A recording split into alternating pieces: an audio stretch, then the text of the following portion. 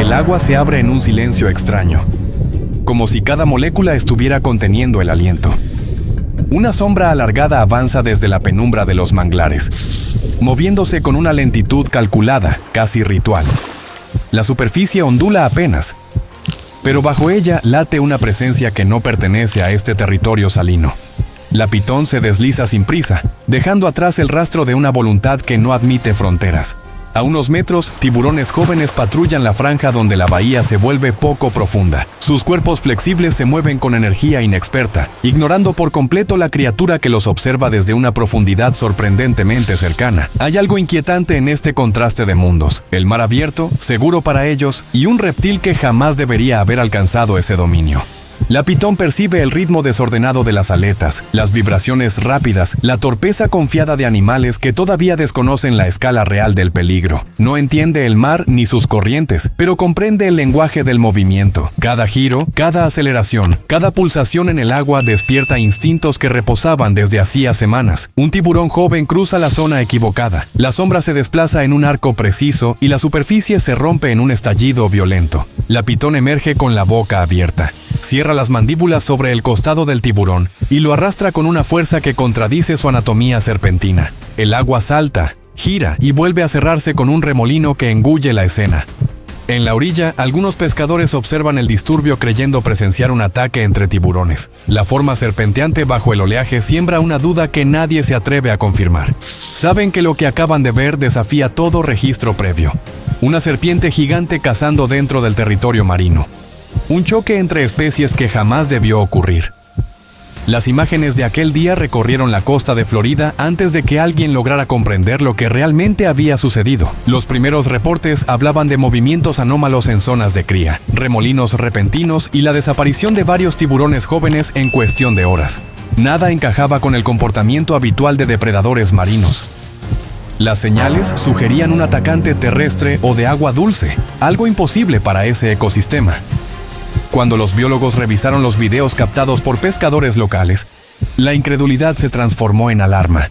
Lo que emergía de la penumbra de los manglares no era un tiburón mayor ni un pez depredador.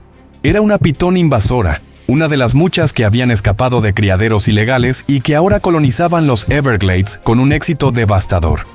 Lo inquietante no era su presencia, sino el lugar exacto donde había sido registrada. Una franja de agua salobre donde el océano comienza a imponerse sobre el río. Los expertos concluyeron que la serpiente no llegó al mar por voluntad propia.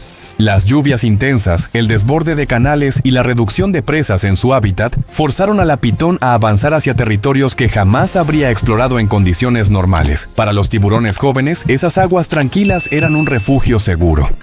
Para la pitón, una mezcla perfecta de oportunidad y necesidad. Antes de continuar, comenta desde qué país y ciudad nos ves y cuántos años tienes. Y si esta historia te impacta desde el inicio, suscríbete, porque aquí narramos casos reales que casi nadie se atreve a contar. La investigación que surgió después reveló un escenario inquietante. El encuentro entre la serpiente y los tiburones no fue un accidente aislado. Fue el síntoma de un desequilibrio profundo, de un conflicto oculto entre ecosistemas que comenzaba a salir a la luz.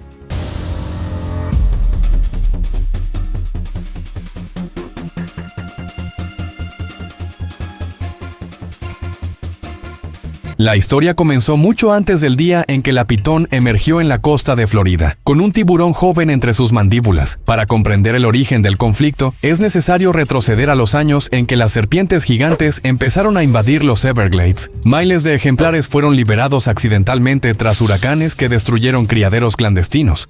Otros fueron abandonados por dueños incapaces de controlar un animal que, en pocas temporadas, superaba los 5 metros. Ese flujo constante de serpientes alteró la estructura ecológica de la región, creando un desequilibrio profundo que sería el punto de partida de una cadena de eventos cada vez más graves. En los primeros reportes oficiales aparecían menciones de desapariciones abruptas de mapaches, venados y aves grandes. Los investigadores suponían que una población creciente de pitones estaba colonizando zonas boscosas y pantanos extensos, pero nadie imaginaba que alguna lograría avanzar hacia el dominio del agua salobre. El límite entre tierra y mar parecía infranqueable para una criatura diseñada para humedales interiores.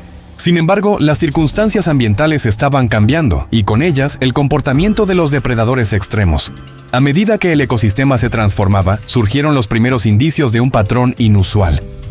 Pescadores locales afirmaban ver movimientos serpenteantes en canales residenciales, lugares donde jamás se había registrado fauna reptil de gran tamaño. Algunos relatos mencionaban cuerpos alargados cruzando bajo muelles y estructuras flotantes. La mayoría de los testigos fue descartada en un principio, pues se creía que estaban confundiendo peces grandes con serpientes. La historia real comenzó precisamente en ese instante, cuando la negación superó a la evidencia. La protagonista de este caso específico era una pitón adulta que había sobrevivido a varias temporadas de escasez.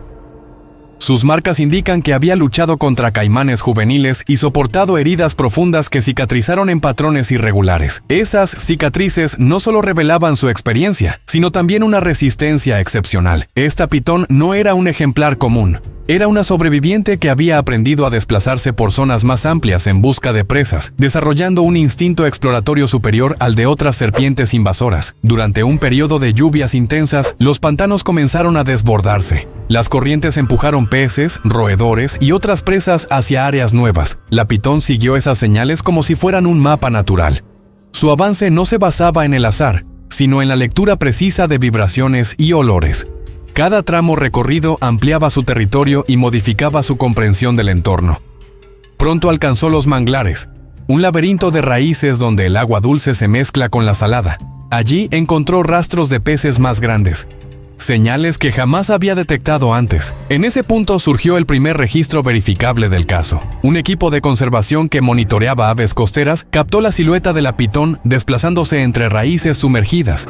Las imágenes no tuvieron difusión inmediata porque los especialistas querían confirmar si se trataba de un ejemplar perdido o de una tendencia en crecimiento. Nadie imaginó que la serpiente seguiría avanzando hasta alcanzar zonas de cría de tiburones jóvenes. Los tiburones nacen en aguas poco profundas donde encuentran seguridad frente a depredadores mayores. Este entorno funciona como un santuario natural para garantizar la supervivencia juvenil.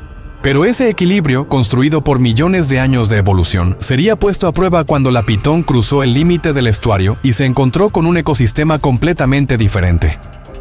La serpiente percibió vibraciones fuertes, rápidas, constantes. No sabía que eran tiburones. Solo identificó un movimiento que activaba la memoria ancestral de un depredador oportunista. Las primeras víctimas no fueron tiburones, sino peces grandes que se aventuraban cerca de los manglares. La pitón perfeccionó su capacidad de emboscada acuática, adaptando su cuerpo a corrientes que no formaban parte de su hábitat original. Su comportamiento se volvió más audaz. Sumergía parte del cuerpo durante largos periodos, aprendiendo a tolerar la densidad del agua salobre y las variaciones de temperatura. Era un proceso lento, pero decisivo. Cada nuevo éxito alimenticio reforzaba la idea de que la costa ofrecía posibilidades que los pantanos ya no podían brindar. A medida que los encuentros con pescadores aumentaban, surgió el primer rumor serio. La presencia de una serpiente gigante en zonas utilizadas por tiburones jóvenes comenzaba a ser mencionada con preocupación creciente. Muchos desestimaron esa advertencia por considerarla imposible. Pero el equilibrio ecológico no responde a creencias, sino a presiones ambientales. Y en ese momento, la presión era abrumadora. Los Everglades estaban colapsando en varias áreas, y lo que antes era normalidad se convirtió en un territorio en transformación constante. Este fue el verdadero comienzo de la historia. Una serpiente que nunca debió abandonar el pantano avanzó hacia un territorio que tampoco pertenecía a los tiburones jóvenes. Ambos depredadores quedaron atrapados en un escenario compartido, empujados por fuerzas que nadie estaba observando con suficiente atención. El encuentro entre ellos no sería un accidente, sino el resultado de una secuencia de errores humanos, cambios climáticos y adaptaciones silenciosas, una historia que apenas comenzaba. El estuario donde ocurrió el ataque no era un escenario habitual para una serpiente terrestre. Era un territorio liminal donde el agua dulce pierde fuerza y el océano comienza a reclamar el espacio. Un paisaje moldeado por mareas impredecibles, raíces intrincadas y corrientes que cambian de dirección sin aviso. Este entorno, lejos de repeler a la pitón, se convirtió en una oportunidad inesperada. La mezcla de temperaturas, salinidad y movimiento ofrecía un abanico de señales vibrátiles que despertaron en la serpiente una curiosidad instintiva, una inquietud que la impulsó a avanzar más allá de sus límites naturales. Las lluvias prolongadas habían transformado los pantanos en un sistema expansivo de canales conectados. Lo que antes eran fronteras definidas se convirtió en un mapa fluido, donde el agua dictaba nuevos caminos. Esta inundación prolongada alteró la disponibilidad de presas en los Everglades. Peces, anfibios y pequeños mamíferos migraron hacia zonas más profundas o quedaron atrapados en charcas temporales, fuera del alcance de la pitón. El vacío ecológico creado por esta reorganización forzada empujó al depredador a buscar alternativas. Cada día sin alimento transformaba la cautela en necesidad. La pitón comenzó a explorar los manglares. Sus raíces aéreas formaban un laberinto perfecto para criaturas acostumbradas a moverse sin ser vistas. Mientras se deslizaba entre sombras, descubrió que el agua salobre no representaba una amenaza inmediata. Su piel soportaba breves exposiciones y su musculatura podía contrarrestar la resistencia del agua. Este fue el primer paso hacia una adaptación accidental. No buscaba conquistar un nuevo ecosistema. Simplemente seguía el rastro de vibraciones que sugerían la presencia de presas potenciales. El ambiente costero era un territorio hostil para la mayoría de reptiles, pero no para esta pitón. La serpiente tenía un historial de supervivencia marcado por temporadas de escasez, encuentros violentos y desplazamientos continuos. Cada cicatriz en su cuerpo era el registro de un aprendizaje.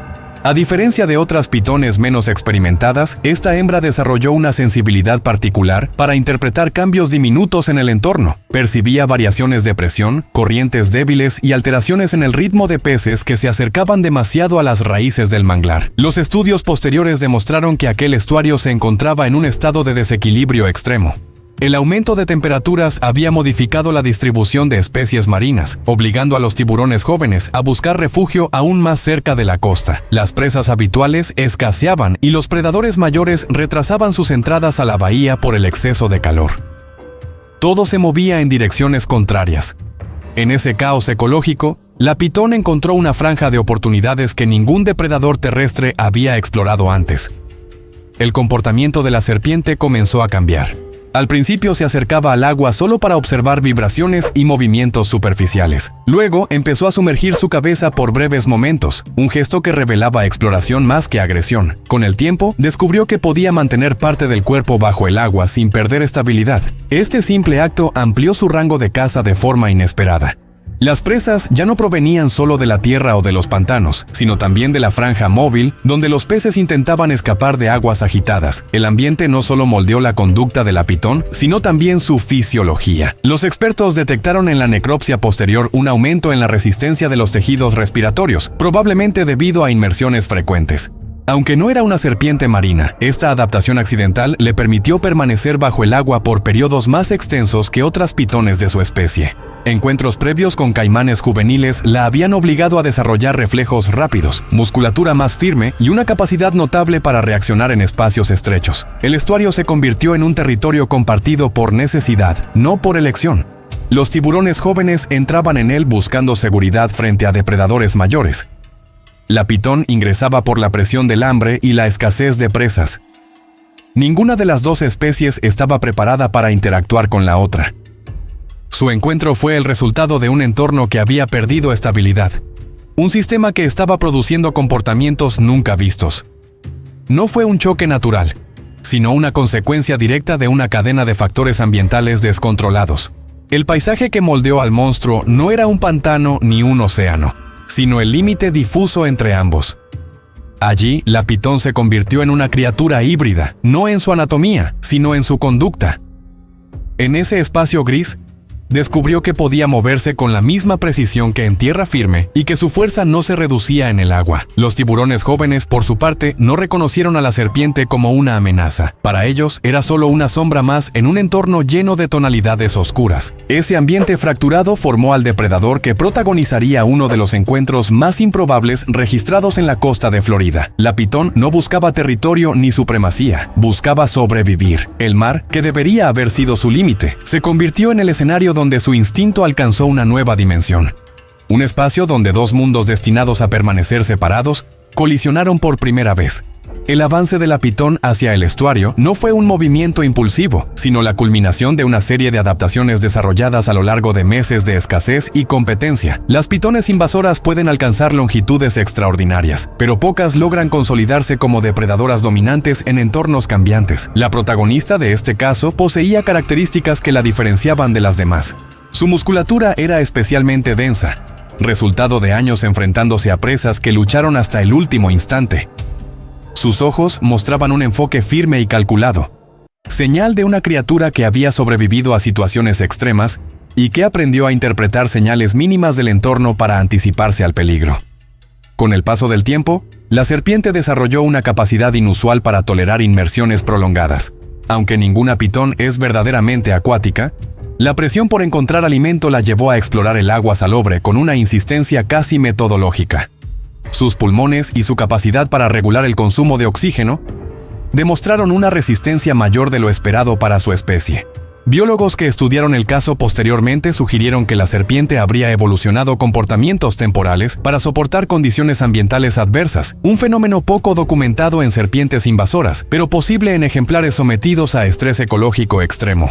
La pitón perfeccionó su técnica de emboscada acuática a través de ensayo y error. Al principio se posicionaba cerca de raíces hundidas, observando los desplazamientos de peces grandes. Más tarde comenzó a sumergirse parcialmente, manteniendo la mitad del cuerpo enroscada alrededor de estructuras naturales para ganar estabilidad. Esta técnica le permitía resistir corrientes imprevisibles sin perder control sobre su posición. Cuando percibía una vibración que sugería el paso de una presa adecuada, se desplazaba con una lentitud casi imperceptible, hasta quedar a una distancia exacta para el ataque. El estuario funcionó como un terreno de entrenamiento involuntario. Allí se enfrentó a presas que se movían de manera distinta a las que encontraba en tierra. Los peces grandes producían ondas diferentes, y la serpiente tuvo que aprender a distinguir entre vibraciones engañosas y señales reales. Esa experiencia reforzó su precisión. Con cada cacería exitosa, la pitón ampliaba su comprensión del entorno y fortalecía su confianza. La escasez de alimento en los pantanos ya no era una condena inevitable. Había descubierto un recurso nuevo, un territorio inexplorado que podía garantizar su supervivencia. Los errores humanos también contribuyeron a la ascensión del depredador. La construcción de canales artificiales, el drenaje de áreas pantanosas y el incremento de residuos orgánicos en la costa alteraron profundamente la disponibilidad de alimento. Estos cambios empujaron a especies menores hacia el estuario, creando una cadena alimenticia improvisada que favoreció a la pitón. Sin intención alguna, la actividad humana acercó a la serpiente a un ecosistema donde las presas eran abundantes y, en muchos casos, vulnerables por falta de experiencia en aguas turbias. La pitón no solo prosperó en ese entorno, sino que lo transformó. Su presencia comenzó a desplazar a otros depredadores menores. Peces y aves que antes dominaban la franja costera cambiaron sus rutas, posiblemente alertados por la desaparición repentina de individuos. Incluso algunos caimanes juveniles abandonaron el área temporalmente, evitando competir con una intrusa que demostraba una agresividad silenciosa pero efectiva. Este vacío de depredadores permitió a la pitón moverse con mayor libertad, convirtiéndose en la figura dominante del estuario. Los registros de ataques comenzaron a acumularse. Restos de peces grandes con marcas semicirculares compatibles con mandíbulas de serpiente aparecieron flotando en zonas de baja profundidad. Equipos de conservación encontraron rastros de escamas y piel enredadas en raíces sumergidas, evidencia de confrontas intensas. Cada señal reforzaba la teoría de que la pitón había extendido su territorio de caza. Su comportamiento no tenía precedentes en la región, y su habilidad para adaptarse superaba las estimaciones de los especialistas. El momento decisivo ocurrió cuando la pitón detectó vibraciones completamente diferentes. Eran rápidas, firmes, repetitivas y más intensas que las provocadas por peces comunes. La serpiente sintió una energía nueva en el agua, una vibración que activó un instinto profundo. No sabía que estaba percibiendo el movimiento característico de tiburones jóvenes. Sin embargo, la intensidad del estímulo la impulsó a acercarse. La serpiente se posicionó en una zona donde el agua era lo suficientemente profunda para ocultarla, pero lo bastante clara para permitirle percibir siluetas en movimiento. Para la pitón, el tiburón joven no era un depredador, tampoco era un enemigo. Era simplemente una presa grande que se desplazaba con confianza imprudente. La serpiente no comprendía el riesgo asociado a esa criatura. Su impulso se reducía a interpretar vibraciones y actuar en consecuencia. Con el tiempo, la pitón perfeccionó ataques que parecían improbables para un reptil terrestre. Su fuerza, su instinto y su experiencia la habían convertido en un depredador híbrido, capaz de imponerse tanto en tierra como en agua. El ascenso del depredador no fue un fenómeno aislado, sino la consecuencia de condiciones ambientales extremas, decisiones humanas erróneas y una capacidad de adaptación sorprendente. Lo que comenzó como una lucha por sobrevivir en un pantano saturado, se transformó en la creación inadvertida de un superdepredador en un territorio donde jamás debería haber existido. La pitón no buscaba dominio ni expansión. Buscaba continuidad, un lugar en un mundo que cambiaba sin descanso. Su ascenso fue silencioso, inevitable y peligroso. El encuentro que marcaría un antes y un después ocurrió al amanecer, cuando la luz tenue revelaba apenas la silueta de los manglares. La pitón se encontraba en una posición estratégica, inmóvil entre raíces sumergidas que le ofrecían estabilidad y sombra. Su cuerpo estaba extendido con precisión calculada, cada músculo relajado pero preparado. En ese momento las vibraciones en el agua cambiaron por completo. Ya no eran ondas erráticas de peces, sino pulsos firmes y repetitivos, señal inequívoca de un animal más grande acercándose desde la bahía. Para la serpiente, ese ritmo no representaba peligro, representaba oportunidad. Un tiburón joven cruzó la franja donde la profundidad disminuía. Su nado era el de una criatura que confiaba plenamente en su entorno. Movía la cola con seguridad, acelerando en busca de pequeños peces que se agrupaban cerca de la superficie. No percibió la sombra que se extendía bajo él, ni la tensión contenida en aquel cuerpo reptiliano que lo observaba desde un ángulo ciego. La pitón, por su parte, no distinguía la naturaleza del animal, solo el patrón de vibraciones que despertaba la memoria ancestral de la caza. Cuando el tiburón giró ligeramente hacia la zona oscura, la pitón reaccionó con una velocidad que desmentía su tamaño. El agua estalló en una espuma repentina. La serpiente emergió en un arco perfecto, guiada por impulso y precisión. Sus mandíbulas se cerraron sobre el costado del tiburón, perforando la piel resistente y anclándose con la firmeza de un depredador diseñado para sujetar presas que luchan desesperadamente por escapar. El tiburón respondió con un movimiento brusco, tratando de liberarse, pero la pitón ya estaba girando su cuerpo para envolverlo. El choque entre ambas criaturas produjo un remolino denso que agitó la superficie del estuario. El tiburón intentó acelerar hacia aguas más profundas, un reflejo instintivo para alejarse del peligro. La pitón utilizó ese impulso a su favor. A medida que la presa avanzaba, el reptil se aferraba con más fuerza, cerrando cada anillo con firmeza metódica. Era una danza violenta entre dos mundos opuestos, el mar y el pantano entrelazados en una lucha que ningún científico había imaginado posible. Pescadores que se encontraban a varios metros observaron el disturbio sin entender lo que sucedía. La espuma blanca y las sombras que se agitaban bajo el agua sugerían una pelea entre tiburones o un ataque de un depredador mayor.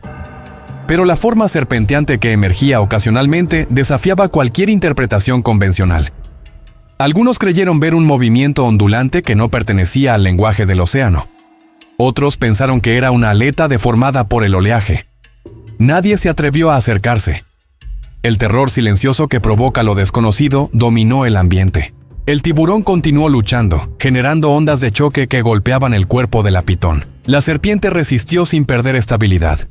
Sus músculos estaban entrenados para contracciones sostenidas. A diferencia de los depredadores marinos que dependen del movimiento constante, la pitón podía ejercer fuerza mientras permanecía inmóvil. Cada giro del tiburón hacía que la serpiente ajustara su posición, apretando con más fuerza y reduciendo el margen de maniobra de su presa. La lucha se convirtió en una demostración brutal de resistencia y cálculo. Los minutos parecieron estirarse. El tiburón disminuyó la velocidad gradualmente. Su respiración se volvió irregular, sus giros menos amplios. La pitón percibió ese cambio como una señal inequívoca de que la resistencia estaba llegando a su fin. Sin soltar la presa, comenzó a arrastrarla hacia una zona donde las raíces del manglar ofrecían un punto de apoyo más firme. Mientras avanzaba, la serpiente mantenía el cuerpo en tensión constante, como si realizara un ritual preciso cuyo único desenlace posible era la inmovilización total de su adversario. Cuando finalmente la lucha cesó, la superficie se volvió a cerrar con una calma engañosa. Lo que quedaba bajo el agua era el resultado de un encuentro improbable. Una serpiente gigante había vencido a un depredador marino en su propio territorio. La pitón, agotada pero firme, mantuvo su posición alrededor del tiburón, interpretando la quietud de la presa como confirmación de su victoria. No comprendía la magnitud del acto, ni el impacto que tendría en el equilibrio del estuario. Solo actuaba movida por instintos que habían sido moldeados por la necesidad. La repercusión del suceso no tardó en esparcirse. Los pescadores que presenciaron el remolino inicial comentaron lo ocurrido con una mezcla de incredulidad y temor.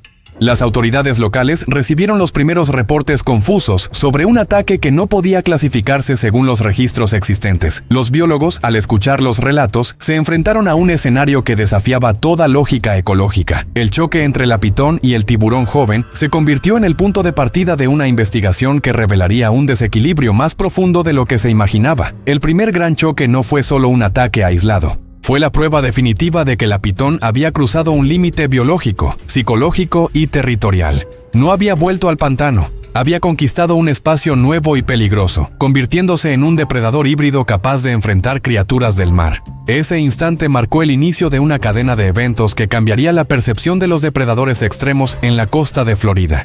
Y para la serpiente, representó el comienzo de una nueva fase en su existencia, una en la que su instinto y su fuerza se enfrentarían a desafíos cada vez más imprevisibles. Las primeras evidencias llegaron días después, cuando la marea baja dejó al descubierto rastros que ningún investigador había visto antes en la región. Sobre la arena quedaron marcadas impresiones ondulantes que no correspondían a caimanes ni a serpientes comunes. Los especialistas también encontraron restos de escamas marinas adheridas a raíces hundidas, mezcladas con fragmentos de piel rasgada que pertenecían claramente a un depredador terrestre. Era la primera pista sólida de que algo extraordinario estaba ocurriendo en ese borde frágil, donde la bahía se adentra en los manglares. Las autoridades ambientales organizaron un pequeño equipo para analizar el área. Biólogos, guardabosques, expertos en depredadores extremos y técnicos especializados en análisis de comportamiento animal se reunieron para estudiar el fenómeno. Revisaron grabaciones enviadas por pescadores locales, muchas de ellas borrosas, tomadas a distancia y sin enfoque. Sin embargo, todas coincidían en un detalle crucial. La forma serpenteante que aparecía bajo el agua era demasiado grande para pertenecer a una especie autóctona. Su movimiento no respondía al patrón de un pez, ni al de una anguila. Era algo distinto, algo que no debería estar allí. Los análisis de campo revelaron signos de lucha recientes. En una zona de raíces retorcidas encontraron marcas circulares donde algo pesado se había enrollado con fuerza. Más adelante hallaron una depresión en el lodo, acompañada de escamas partidas pertenecientes a un tiburón juvenil. Ese hallazgo provocó inquietud inmediata. Los tiburones jóvenes rara vez se aventuran tan cerca de la costa, excepto en épocas de reproducción o cuando huyen de depredadores mayores. Además, ninguna especie local era capaz de atraparlos en un espacio tan reducido. Las piezas comenzaban a encajar de un modo perturbador. Mientras el equipo avanzaba con la investigación, llegaron informes adicionales procedentes de zonas cercanas. Varios pescadores aseguraban haber visto remolinos inusualmente intensos en aguas tranquilas, acompañados de manchas turbias que ascendían desde el fondo. Algunos mencionaron la presencia de un cuerpo largo que se desvanecía entre los manglares. Aunque los testimonios eran imprecisos, coincidían en la descripción de una silueta serpentina moviéndose con determinación. No era una simple aparición aislada, sino un patrón repetido que sugería actividad constante.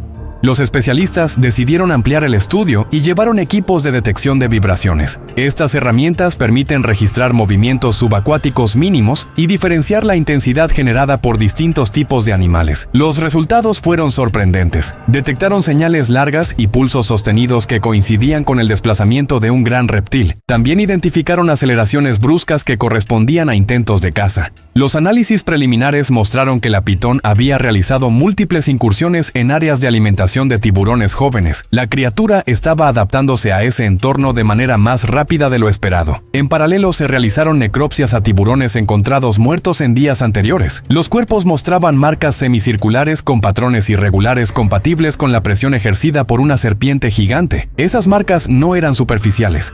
Había hematomas profundos, evidencia de contracción prolongada y fracturas en zonas del cartílago que solo podían explicarse por una fuerza constrictora excepcional. Los informes confirmaron que el depredador era capaz de inmovilizar tiburones de tamaño considerable, algo que hasta ese momento se consideraba imposible en ese ecosistema. El hallazgo más impactante ocurrió cuando descubrieron restos parcialmente digeridos en una zona aislada del manglar. El análisis químico demostró que pertenecían a tiburones jóvenes, expuestos a enzimas gástricas de un reptil. Esto constituyó la primera prueba definitiva de que la pitón había consumido presas marinas. Aunque la situación desafiaba la lógica biológica, los expertos concluyeron que la serpiente había extendido su capacidad de caza hacia un territorio híbrido donde las reglas tradicionales no se aplicaban. Era una adaptación extrema motivada por presión ambiental y falta de alimento en su ecosistema original. La investigación también profundizó en la fisiología del animal. Usando datos recogidos en la región, los científicos estimaron su tamaño aproximado y la edad probable. Los cálculos sugerían que se trataba de una hembra en plena madurez, con un cuerpo poderoso y un historial de supervivencia marcado por enfrentamientos severos. Estas serpientes son conocidas por su resistencia, pero el comportamiento observado en este caso excedía los registros anteriores. No solo había logrado ingresar al estuario, sino que dominaba el entorno con una precisión inquietante. A medida que se acumulaban las evidencias, surgió una pregunta inevitable. ¿Qué había llevado a la pitón a desafiar los límites de su especie y penetrar un ecosistema que no estaba diseñado para soportar a un depredador terrestre de semejante tamaño? Los científicos propusieron varias hipótesis. Algunas apuntaban a la escasez severa de presas debido al colapso ecológico en los pantanos. Otras sugerían que la combinación de inundaciones y corrientes había facilitado su desplazamiento hacia zonas costeras. Sin embargo, todas coincidían en un punto central. La serpiente no actuaba por azar. Seguía una lógica interna moldeada por la necesidad y la experiencia.